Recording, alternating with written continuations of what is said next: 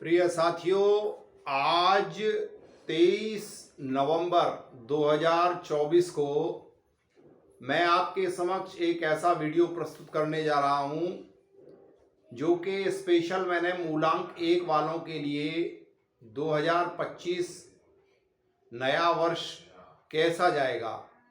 साथियों, जिन जातकों का जन्म किसी भी माह की 1 तारीख, 10 तारीख, 19 तारीख अथवा 28 तारीख को हुआ है, ये वीडियो 2025 के पूरे वर्ष के फलादेश के साथ मैं मूलांक 1 वालों के लिए बना रहा हूं। दोस्तों,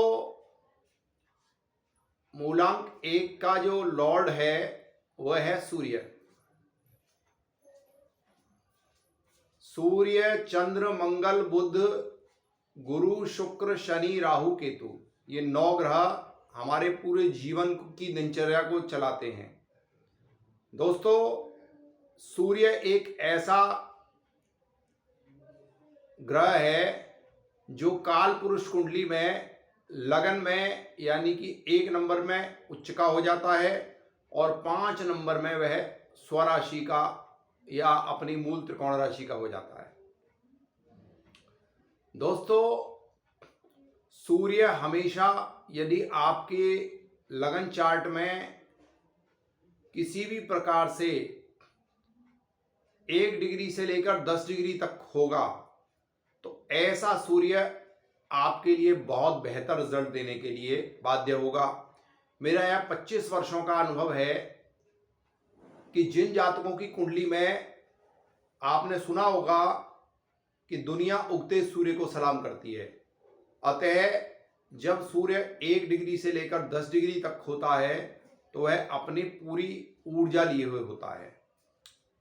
इसके साथ ही यदि ऐसा सूर्य आपकी कुंडली में स्वराशि का हो, मित्र राशि का हो और नवमांश में वह उच्च राशि में हो जाए तो ऐसा सूर्य यदि किसी पापी ग्रह के प्रभाव में ना हो, दोस्तों, मंगल, राहु, शनि और केतु ये सब पाप संज्ञक ग्रह हैं और जब भी सूर्य लगन चार्ट में या नवांश चार्ट में, दोस्तों, मेरा जो अब तक का अनुभव है और अनुभव जो है एक बहुत बड़ा टीचर होता है।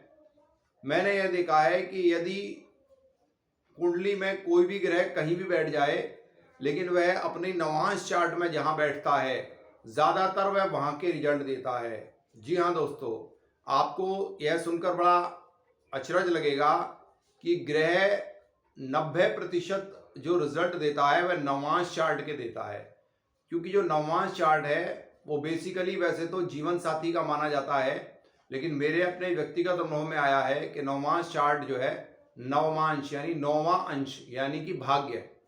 दर्शकों, लगन से जो 9वां भाव है वह भाग्य स्थान कहलाता है, अतः नवमांश चार्ट को आप भाग्य चार्ट माने। ज्यादातर स्थितियों में यदि कोई ग्रह लगन चार्ट में पिटता है और वह नवमांश में उच्च हो जाए या मित्र राशि का हो जाए और स्वच्छंद हो जाए, उस पर किसी पापी ग्रह की दृष्टि ना हो और वह शुभ प्रभाव में आ जाए तो वह ज़्यादा अच्छे रिजल्ट शो ऑफ करता है।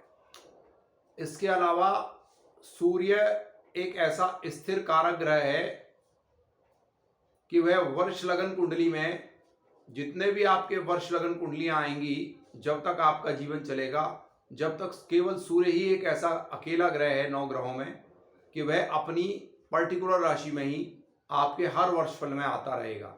यानी कि जैसे मेरी मेष लगन है और मेरा कर्क राशि में सूर्य बैठा है लगन चार्ट में, तो वह हर वर्ष कुंडली में कर्क राशि में ही आएगा और वह नवमांश में अगर सिंह राशि में बैठा है तो वह सिंह राशि में ही नवमांश में आएगा। केवल सूर्य को छोड़कर और सारे जो ग्रह हैं वो बदलते रहते हैं, लेकिन सूर्य एक ऐसा कारक ग्रह है कि जो आपकी कुंडली में हमेशा एक ही राशि में बैठता है। इसमें एक एडवांटेज और मिलता है कि यदि सूर्य आपकी जन्म पत्रिका में सर्वाष्टक वर्ग में 30 से 40 के बीच में बिंदु लेकर बैठा हो और भिन्नाष्टक वर्ग में 8 में से 5 या 5 से ऊपर लेकर बैठा हो, तो वह आपको कहीं ना कहीं बहुत अच्छे रिजल्ट शो ऑफ करता है। दोस्तों, यहाँ पर आपको एक चीज़ थोड़ा डीपली देखने की आवश्यकता होती है। एक तो जब भी आप ये देख रहे हैं कि हमारी सूर्य की महादशा कैसे चल रही है और बहुत अच्छा सूर्य केंद्र में बैठा है और वह शुभ ग्रहों से दृष्टि भी है, लेकिन हमें उस दशा में प्रॉपर पूरी दशा में आनंद नहीं आ रहा है, तो इसमें सबसे पहले आपको यह देखना है कि जो महादशानाथ है उससे अंतरदशानाथ कहीं छठा, आठवां या 12वां तो नहीं बैठा है। यदि महादशानाथ से अंतरदशानाथ ऐसा बैठा है तो आपका वह ग्रह, पर्टिकुलर ग्रह कितना ही योग कारक है, लेकिन वह पिट जाएगा।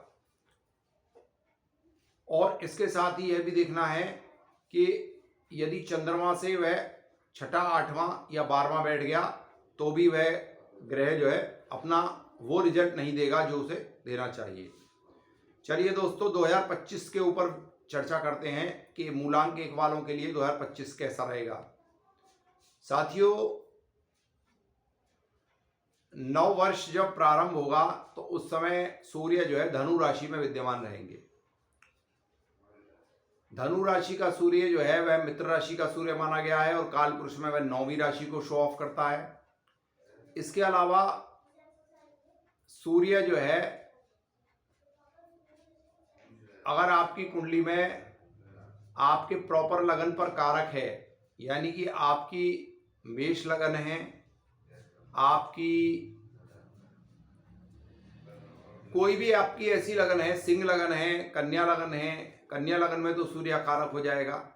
जहां पर आपका सूर्य केंद्र और त्रिकोण का मालिक होता हो, आपकी कोई भी लगन हो सकती है।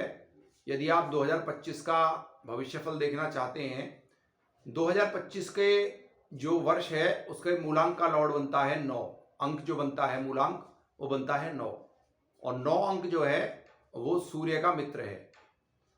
तो ज़्यादातर कंडीशंस में सूर्य मित्र होने के नाते जितनी भी लगन चार्ट में वह कारक ग्रह बनकर आएगा और वह कहीं ना कहीं, जैसी मैंने आपको सारी सिचुएशंस बताई हैं, उन सिचुएशंस के रूल को फॉलो करेगा तो वह आपको 2025 में उत्तरोत्तर अच्छे रिजल्ट देगा। दोस्तों, सूर्य के जो सपोर्टिव प्लैनेट्स हैं वो हैं चंद्रमा, मंगल और गुरु। इनसे सूर्य की मित्रता है। यदि आपके लगन चार्ट में सूर्य केंद्र या त्रिकोण में बैठा है दोस्तों, तीसरा, छठा, 8वां, 12वां ये नेस्ट हाउसेज हैं, ये बुरे भाव माने जाते हैं। इन भावों में सूर्य, वैसे तो तीसरे भाव में, छठे भाव में सूर्य को कुछ हद तक अच्छा माना जा सकता है क्योंकि वह क्रूर संज्ञा ग्रह है, लेकिन 8वें और 12वें में तो बिल्कुल भी सूर्य आपको अच्छे रिजल्ट नहीं देगा। यहाँ पर आप पैरामीटर्स में नाप लें कि अगर आपका सूर्य तीसरे, छठे में भी है तो वह आपके लगन से भी तीसरा, छठा होना चाहिए और वह चंद्रमा से भी कहीं ना कहीं केंद्र या त्रिकोण में होना चाहिए, तब वह आपको शुभ रिजल्ट शो ऑफ करेगा। दोस्तों, राहु सीधे सूर्य को हिट करता है और केतु सीधे चंद्रमा को हिट करता है। तो आपको यह भी देखना है कि आपका सूर्य कहीं राहु या केतु के नक्षत्र में तो नहीं है। वैसे तो सूर्य राहु को हिट करेगा और चंद्रमा केतु को हिट करेगा, लेकिन ये दोनों जो प्लैनेट हैं ये राहु के नैसर्गिक शत्रु हैं। अतः अगर राहु से आस्पेक्ट में होंगे या राहु से षडाष्टक भी होंगे या केतु से षडाष्टक भी होंगे तो भी यह कहीं ना कहीं बहुत अच्छा रिजल्ट शो ऑफ नहीं करेंगे। तो कुल मिलाकर मंगल जो है वह मूलांक 2025 के लॉर्ड का मालिक है और सूर्य उसका मित्र है। तो ज़्यादातर कंडीशंस में जो जिनका जन्म तारीख 1 तारीख है, 10 तारीख है, 19 तारीख है अथवा 28 तारीख है, तो उनके लिए ज़्यादातर जो सूर्य का जो मूलांक है वो 2025 वर्ष के लिए बहुत ही ज़्यादा शुभ रहने की पूरी आशंका है। तो दोस्तों, ये जानकारी मैंने आपको दी। अब मैं आने वाले जो मेरे वीडियो बनेंगे उसमें मैं मूलांक 2 से लेकर मूलांक 9 तक 2025 का जो वर्षफल है वह कैसा जाएगा ये मैं आपको बताऊंगा। तो देर ना करें, जो भी मेरे नए दर्शक हैं वो मुझे सब्सक्राइब कर लें, बगल में बनी हुई बेल बटन को दबाना ना भूलें और पसंद आने पर मेरे वीडियो को अभी लाइक करें। दोस्तों, जय माता दी। आप स्वस्थ रहें, मस्त रहें। नमस्कार।